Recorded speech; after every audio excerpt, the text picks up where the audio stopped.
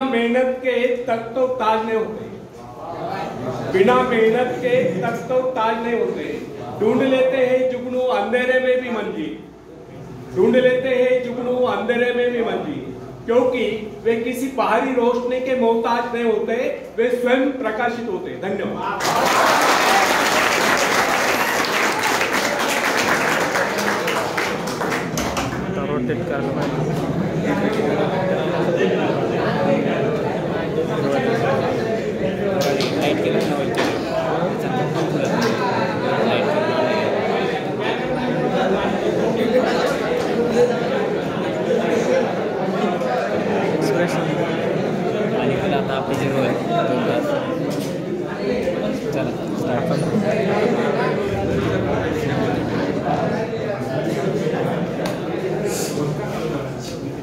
बैठे बैठे सावधान।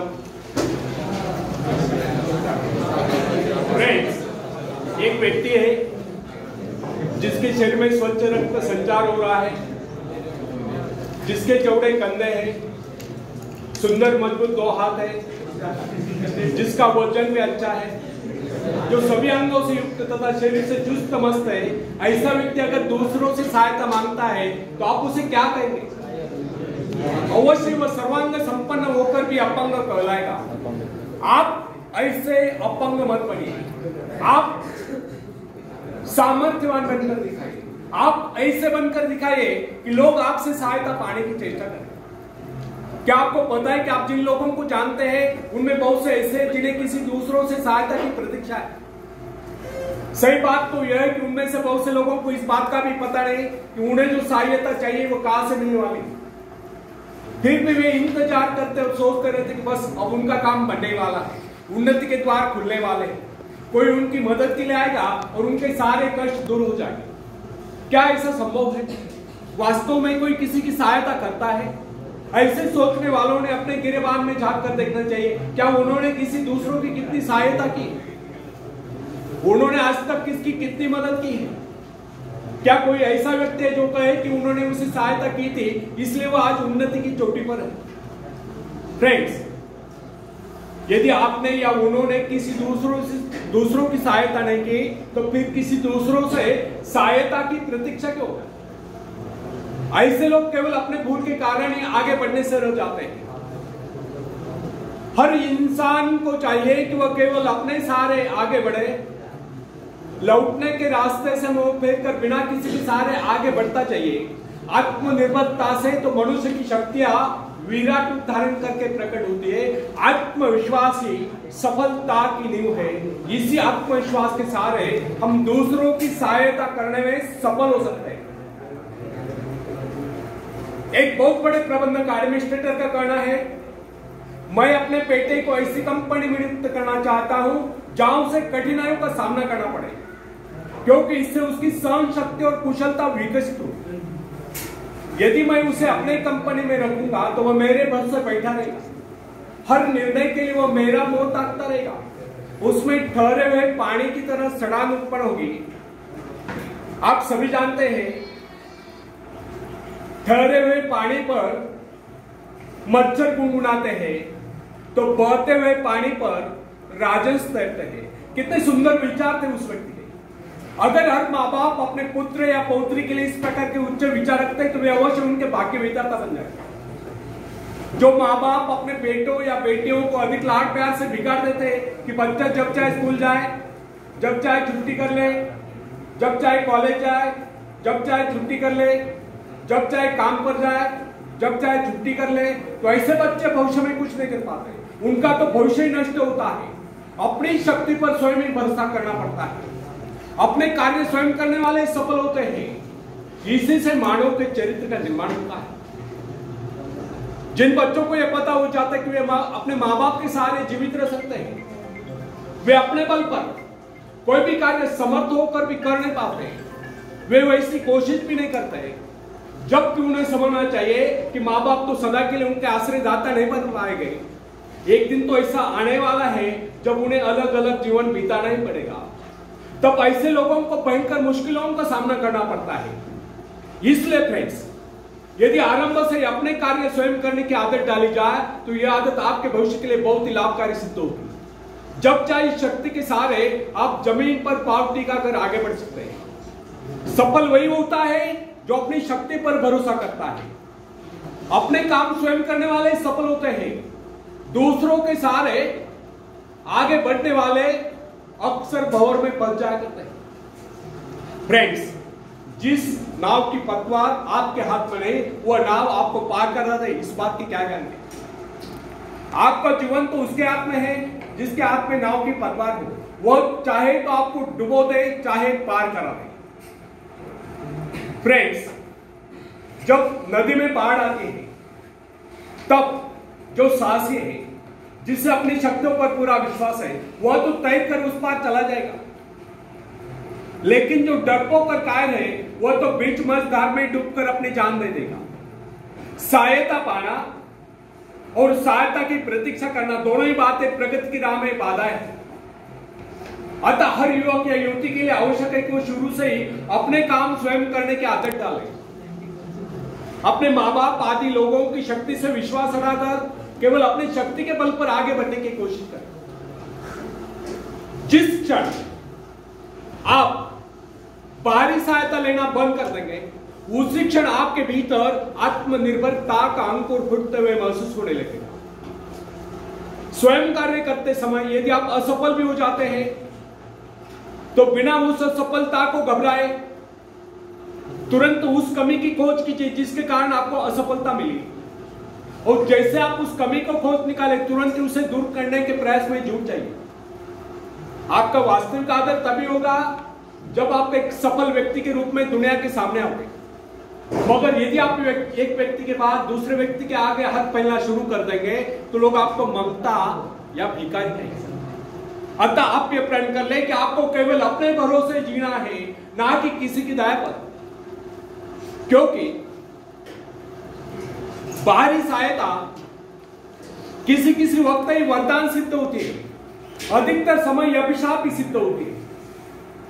फ्रेंड्स, बाहरी सहायता मनुष्य की काम करने की गति को मंद करके शरीर में सुस्ती ला देती है।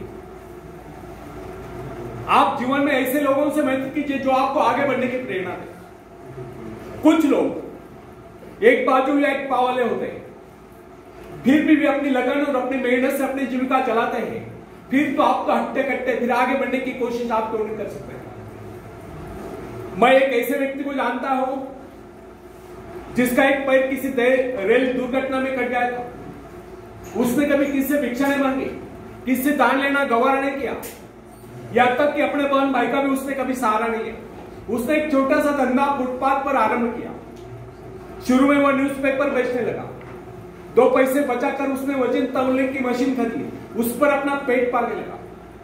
आज वही व्यक्ति उसी फुटपाथ के किनारे एक बहुमंजिला बिल्डिंग में न्यूज़पेपर स्टॉल लगाकर बैठा है, साथ में जेरॉक्स सेंटर भी खोल रखा है। सुना है आजकल वो मोबाइल शॉपिंग भी चला रहा है। वो स्वाभिमानी था, किससे मदद लेना वो अपना अपमान समझता था। आज वही व्यक्ति उन लोगों को जिनके हाथ पैर सलामत है, ऐसे परिवारजनों को खिलाता पिलाता है, उनकी हर प्रकार की सहायता और मदद करता है, तो इसमें किसी को हैरत न हो। आज वो दूसरों की सहायता करने योग्य हो चुका है। वो उन लोगों के लिए प्रेरणा स्थान है जो सर्वांग संपन्न होकर भी दूसरों से सहायता पाने की आशा रखते हैं। फ्रेंड्स, मैं केवल उस विकलांग की बात नहीं करता जिसे मैं जानता हूं। इस संसार में ऐसे बहुत से विकलांग लोग हैं जो अपनी हिम्मत से खुद भी खा रहे और अपने परिवार को भी पाल रहे। ऐसे स्वाभिमानी, मेहनती, आत्मविश्वासी और साहसी लोगों को अपनी जीविका चलाते देखकर हमें स्वयं के विषय में सोचना चाहिए कि क्या हम पूर्णतः स्वस्थ हैं, साथ ही सभी अंगों से युक्त तथा शरीर से चुस्त मस्त होकर भी क्या हम अपने आप को समर्थ समझने का अधिकार रखते हैं? यदि हां, तो फिर किसी दूसरों से सहायता की प्रतीक्षा क्यों? कोई भी स्वस्थ तथा सर्वांग संपन्न व्यक्ति तब तक अपने आप को समर्थ समझने का अधिकार नहीं रख सकता जब तक वह समझता कि वह किसी के अधीन है। वास्तविक स्वतंत्रता एक ऐसा उपाय है जिससे मनुष्य की शक्ति 2 गुण हो जाती है। इस प्रकार की भावना अन्य किसी प्रकार से प्राप्त नहीं होती। जब कोई युवक या युवती अपने हिम्मत के सहारे किसी व्यापार में उतरता है तो उसके मन में एक श्रेष्ठ भावना अवश्य उत्पन्न होती है। यही भावना उसे प्रसन्नता प्रदान करती है। इससे पहले किसी का अधीन रहकर चाहे वह कितना ही बड़ा कारोबार क्यों न कर चुका हो, परंतु उसे स्वतंत्रता से अपने आत्मविश्वास के सहारे साहस के साथ काम करने में एक नए आनंद का एहसास होता है। फ्रेंड्स, एक शेर में सुनाता हूं।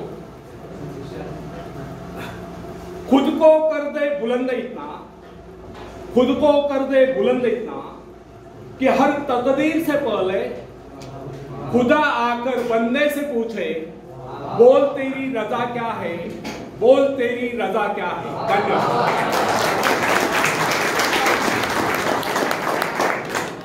फ्रेंड्स, जब सागर शांत हो तो जहाज के चालक को अधिक होशियार से जहाज चलाने की आवश्यकता नहीं पड़ती, लेकिन जैसे ही तूफान आता है और जहाज डूबने का खतरा पैदा होता है, तब यही चालक या कप्तान अधिक सावधानी बरतने लगता है।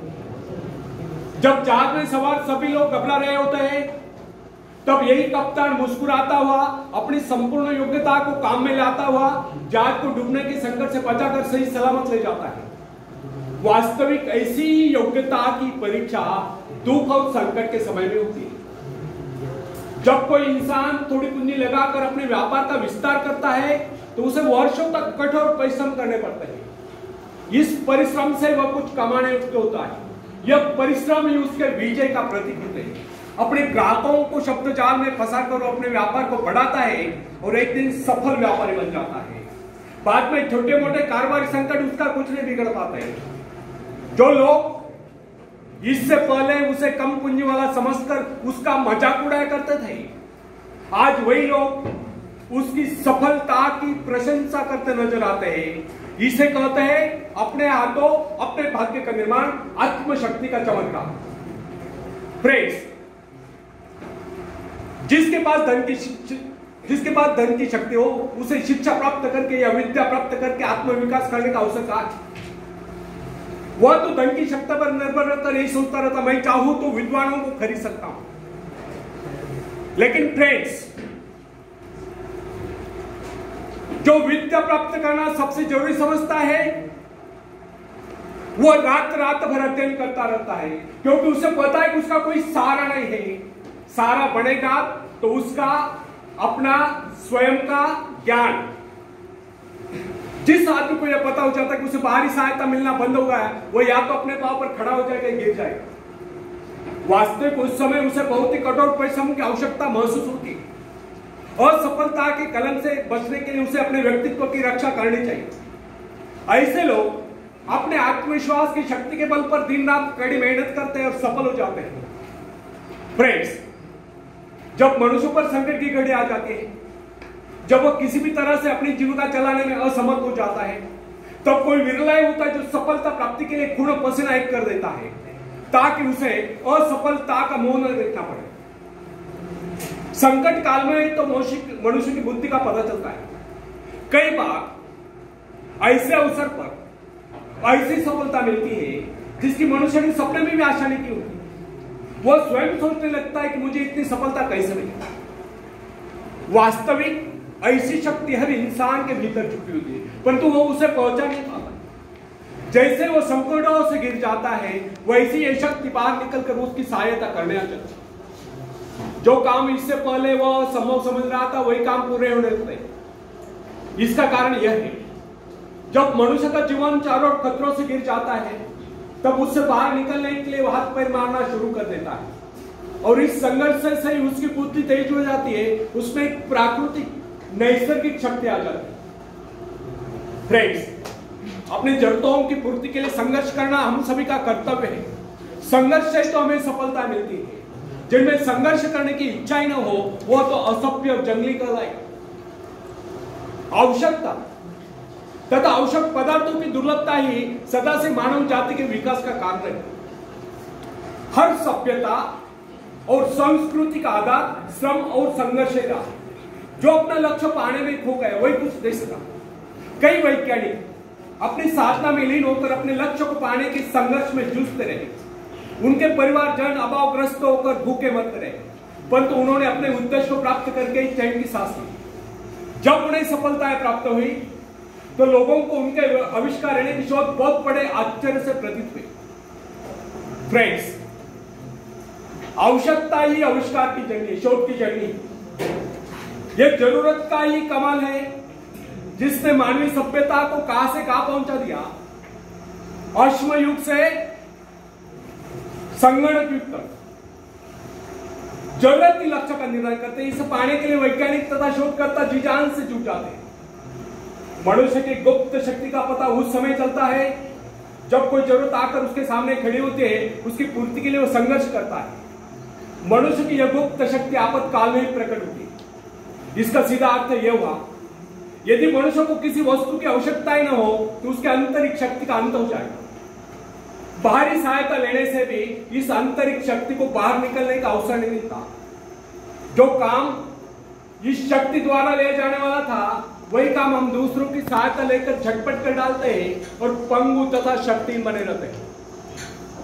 इसलिए फ्रेंड्स, हमें एक बात कदापि नहीं भूलनी चाहिए कि अपने मित्रों की सहायता लेने के बजाय या दूसरों की सहायता लेने के बजाय अपनी आंतरिक शक्तियों की सहायता लेना हमारे लिए अधिक उचित होगा। क्योंकि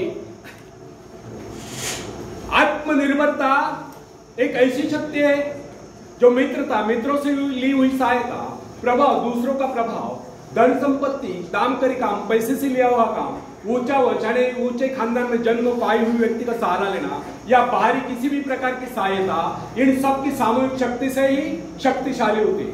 इन शॉर्ट,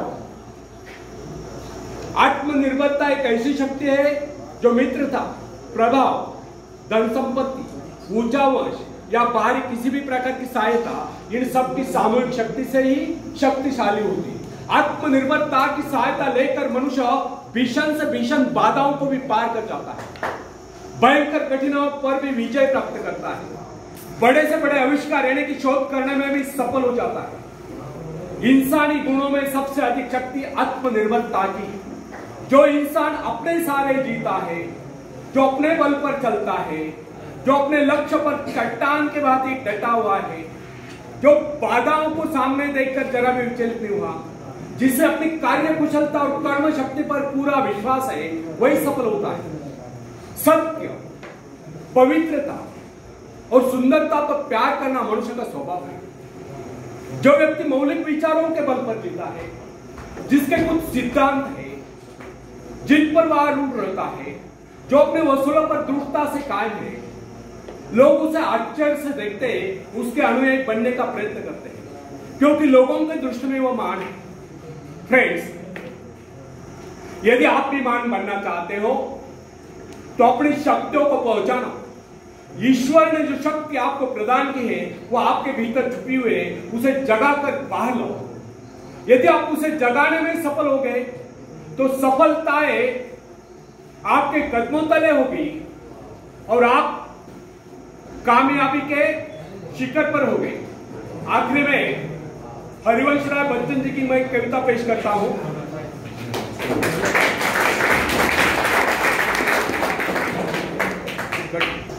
हरिवंश राय बच्चन जी की कविता आपने सुनी होगी, पढ़ी होगी,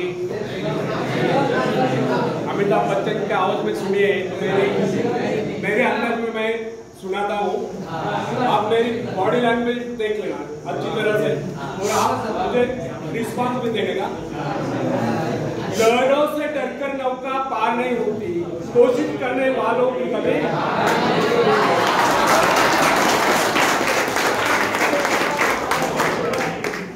नन्ही चींटी जब दाना लेकर चलती है, चढ़ती दीवारों पर 100 बार फिसलती है। आखिरी में तालियां बजाना, आखिरी में। नन्ही चींटी जब दाना लेकर चलती है, चढ़ती दीवारों पर 100 बार फिसलती है। मन का विश्वास रगों में सांस भरता है, चढ़कर गिरना, गिरकर चढ़ना न अखरता है। आखिर उसकी मेहनत बेकार नहीं होती, कोशिश करने वालों की कभी।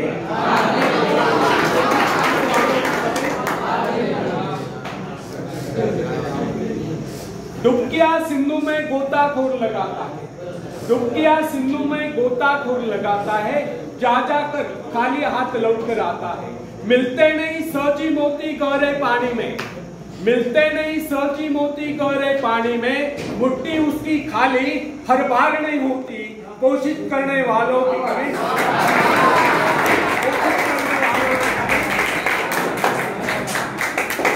और आखिरी पद आप सबके लिए बहुत इंपॉर्टेंट है, पूरे ध्यान से सुनो। आखिरी में तालियां बजाना, बीच में नहीं, बहुत इंपॉर्टेंट है। असफलता एक चुनौती है, इसे स्वीकार करो। असफलता एक चुनौती है, इसे स्वीकार करो। क्या कमी रह गई देखो और सुधार करो। क्या कमी रह गई देखो और सुधार करो। जब तक न सफल हो नींद चैन को त्यागो तुम, संघर्ष का मैदान छोड़कर मत भागो तुम। कुछ किए बगैर ही जय जयकार नहीं होती, कोशिश करने वालों की कभी।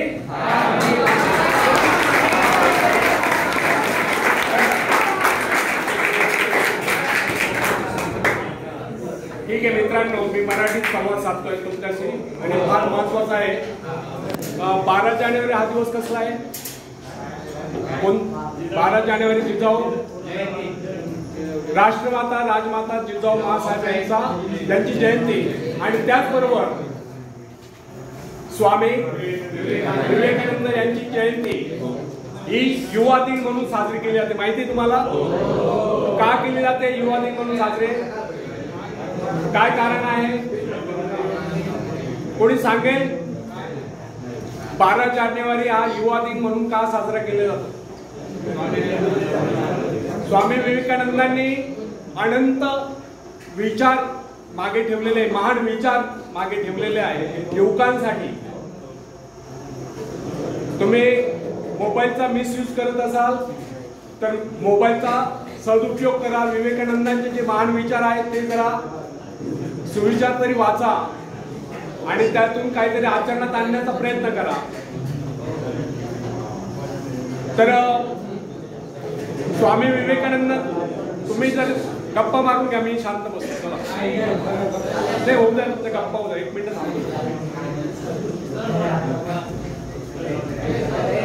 झाले का गप्पा मारून? एकदम पिन ऑफ सायलेंट तुमच्यासाठी, मला काही गरज नाही। मी काही कशासाठी पैसे घेण्यासाठी नाही आलो इथे।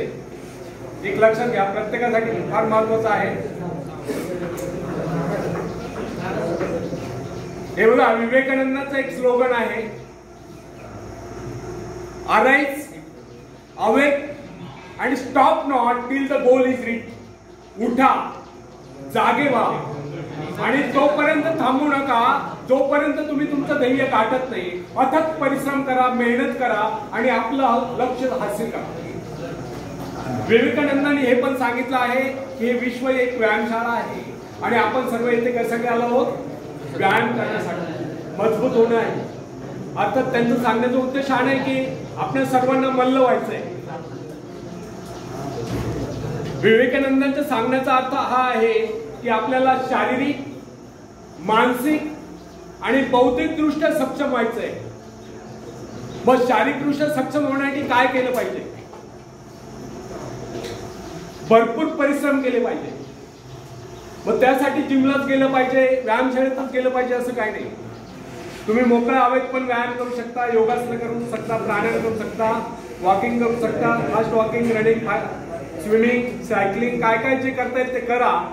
परंतु दिवसातून एवढे परिश्रम निश्चित झाले पाहिजे की एकदा तरी शरीरातून घाम निथळला पाहिजे। दिवसातून एकदा तरी शरीरातून घाम निथळेल एवढे शारीरिक श्रम आपण प्रत्येकाने केले पाहिजे। त्यातून तुमची शारीरिक क्षमता विकसित होते। मानसिक दृष्ट्या सक्षम होण्यासाठी काय केले पाहिजे? आपल्या मनावरती, आपल्या इंद्रियांवरती आणि सर्वात महत्वाचं आपल्या विकारांवरती ताबा असला पाहिजे। विकार कोणते? थोडक्यात सांगतो, काम, कामना, इच्छा। काम, कामना, इच्छा, क्रोध, लोभ, मोह, मत्सर, द्वेष, आळस, नैराश्य, उदासी या विकारांना मनातून हद्दपार करा। नेहमी आनंदी राहा, उत्साही राहा, कार्यतत्पर राहा, स्वतःला चांगल्या कामामध्ये व्यस्त ठेवा, सकारात्मक विचार ठेवा, नेहमी प्रगतीचे विचार ठेवा, पुढे जाण्याचे विचार ठेवा। त्यातून म्हणजे तुमचं मन रिकामं राहणार नाही। आपल्याला माहिती आहे रिकामं मन शैतानाचं घर असतं। जेव्हा आपल्याला कुठलंच काम नसेल तेव्हा रिकामे उद्योग सुचत असतात। त्यामुळे काम मनाला नेहमी कुठल्या तरी चांगल्या कामामध्ये व्यस्त ठेवा, चांगले विचार आत्मसात करा आणि त्या विचारांना अंकुरित करा, त्या विचारांना कृतीत आणा, त्या विचारांप्रमाणे आचरण करा, त्यातून तुमचा भविष्यकाळ उज्ज्वल करेल. मित्रांनो, एक गोष्ट अजून सांगतो, ईश्वराने आपल्याला उदंड आयुष्य दिलेलं आहे.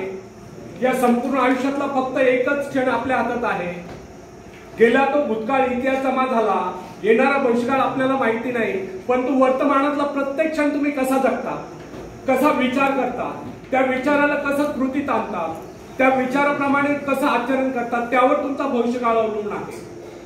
त्यामुळे लक्षात ठेवा, नेहमी वर्तमानात जगा आणि वर्तमानातला प्रत्येक क्षण हा आपल्या स्वतःच्या, कुटुंबाच्या, समाजाच्या आणि देशाच्या विकासासाठी लावा. त्यातून तुम्ही आत्मनिर्भर बनाल, तुमच्याबरोबर तुमचा देश पण आत्मनिर्भर बनेल आणि स्वावलंबी व्हा. तिसरी गोष्ट, बौद्धिकदृष्ट्या सक्षम होण्यासाठी आपण बालपणापासून शिक्षण घेत आहात आणि या ठिकाणी तर तुम्ही व्यवसाय शिक्षण घेत आहात.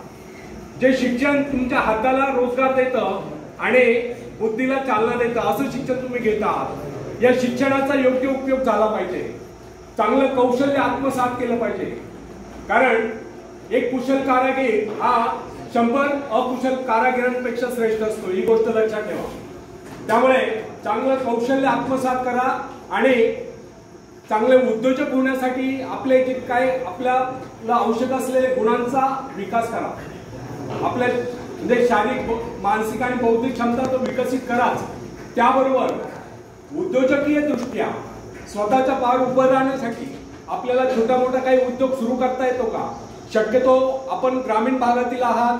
आपला जो भाग आहे हा कृषी प्रधान देश आहे. आपल्या भागामध्ये शेतकऱ्याचा माल मातीमोल भावात लोक विकत घेतात आणि त्याच्या 10पट पैसे कमवतात. त्यामुळे तुम्हाला एक संधी आहे की शेती आधारित व्यवसाय तुम्ही निवडा. शेतीमालावर प्रक्रिया करणारे उद्योग तुम्ही सुरू करण्याच्या दृष्टीने एकत्र प्रयत्न करा. त्यातून तुम्ही तुमचा स्वतःचा, तुमच्या कुटुंबाचा आणि अर्थातच आपल्या तालुक्याचा विकास करू शकाल. तर या दृष्टीने आपल्याला शारीरिक, मानसिक आणि बौद्धिक दृष्ट्या सक्षम व्हायचं आहे आणि प्रगतीच्या दृष्टीने वाटचाल करायची आहे. माझ्याकडे वेळेअभावी मी जास्त बोलू शकत नाही. माझे 8 टॉपिक आहेत, त्यातला फक्त एकच टॉपिक मी इथं विश्लेषण केलं आहे. मला जर संधी मिळाली भविष्यात तर मी निश्चित येईल आणि चांगले चांगले विचार तुम्हाला देईन. मित्रांनो, शेवटी माझा मूळ परिचय मी करून देतो. माझं मूळ गाव आहे काजी सांगवी. काजी सांगवी हे मूळ गाव आहे. मी basically diploma in electrical engineering धुळा पॉलिटेक्निकला केलं आहे. अतिशय खडतर परिस्थिती होती त्या काळामध्ये. 1972च्या दुष्काळामध्ये मी खडी फोडलेली आहे. खडी सेंटरवर 11व्या वर्षी खडी फोडलेली सुरू घेतलेली आहे आणि खूप काबड कष्ट करून आम्ही वर आलेलो आहोत.